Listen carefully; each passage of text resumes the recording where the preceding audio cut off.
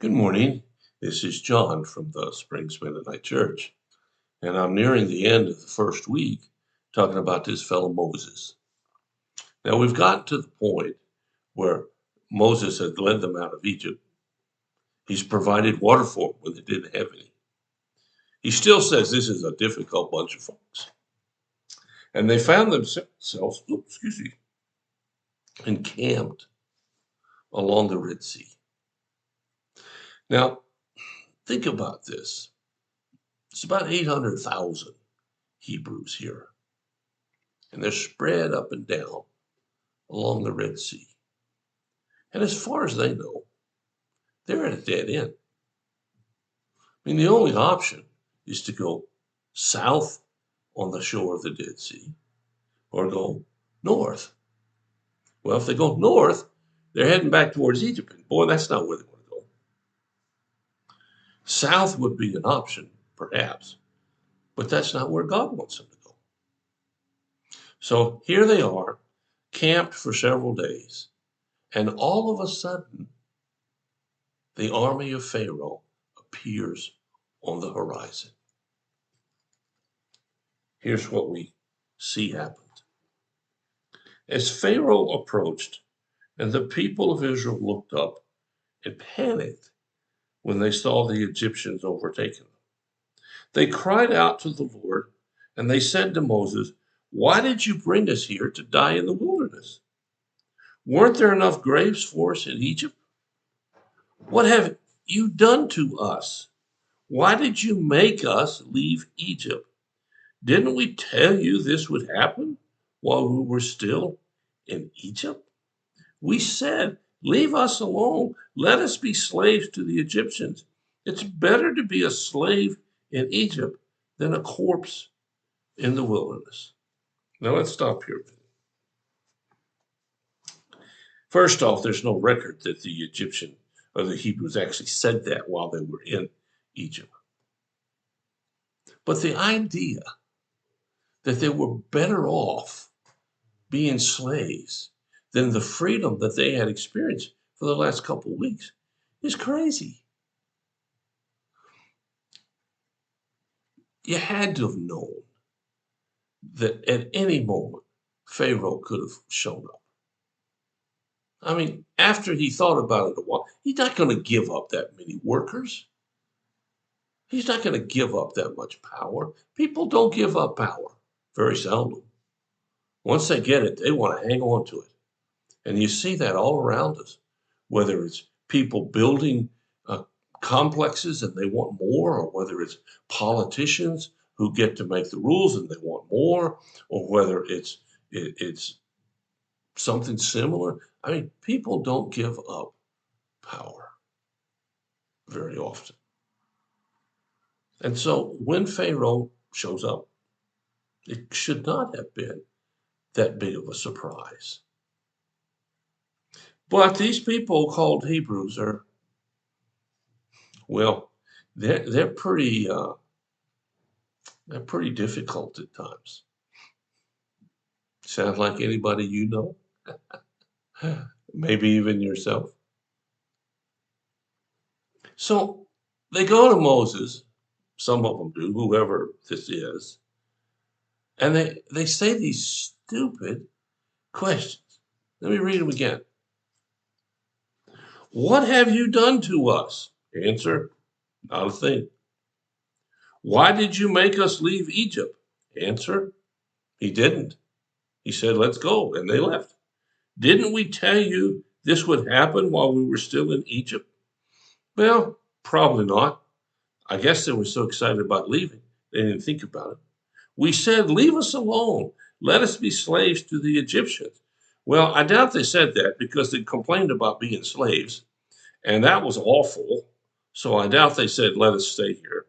And then listen to this one. It's better to be a slave in Egypt than a corpse in the wilderness.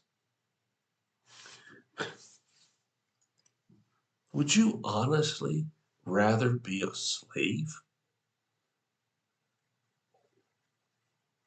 I suppose some people thought that. But after they have seen God work. They were there for the 10 plagues. I mean, they weren't innocent bystanders. They went through it. You've seen God do it and humble the greatest military force in the world. You really want to go back and be their slaves? Well, I don't think that was the real reason. The real reason is I think they were afraid and they didn't know how to trust God. So let's read the rest of this. This is very interesting. Moses said to the people, "Don't be afraid. Just stand still and watch the Lord rescue you today. The Egyptians you see today will never be seen again. The Lord himself will fight for you. Just stay calm." Well, that's great advice. In fact, that is the exact advice that needed to be given here. And if we stopped here, you would think Moses is really one top-notch guy. He's got his act together. He knows how to trust God. But that's not what happened. Look at the next verse, verse 12. I don't know what happened 15 between verse 14 and 15, but something happened. Then the Lord said to Moses, "Why are you crying out to me? Tell the people to get moving." Where are they going to go? There's only one real option. That's through the sea. Now, I can't fault Moses for not thinking that was a real option. It would take one heck of a lot of faith and trust to think that God could part the waters. But after seeing what he's seen, after talking to him face to face, if anybody could have had that kind of faith, it should have been Moses. But evidently, he didn't. Now, the rest of the story indicates that God got through to him, he parted the waters, and indeed the people went through, and the Egyptian army tried to chase them, and they drowned when the waters came back. But in this story, Moses reveals something that really relates to all of us. In the midst of his great trust, he still has doubts. There's nothing wrong with having doubts. There might be something wrong, quote unquote, with being afraid when we know we're not supposed to be. And you've heard me say it over and over again. People in my church have heard me say it over and over again. There are 366 different verses in the Bible that say, "Don't be afraid." Well, that's one a day. How many more times does God have to say it to get through to us? But yet, when something doesn't go the way we expect it to, one of the first things that comes is fear. We're humans. We can't see beyond the moment. Moses even initially couldn't see beyond the moment. Now, I'll just sort of go a little bit further here and say, you'd think after this happened that the Hebrews would never mistrust God again. Well, if you thought that, you think wrong, because they did, and we'll talk about that in the last section on this week. But the point is, we must seek to see what God sees, not just what we see.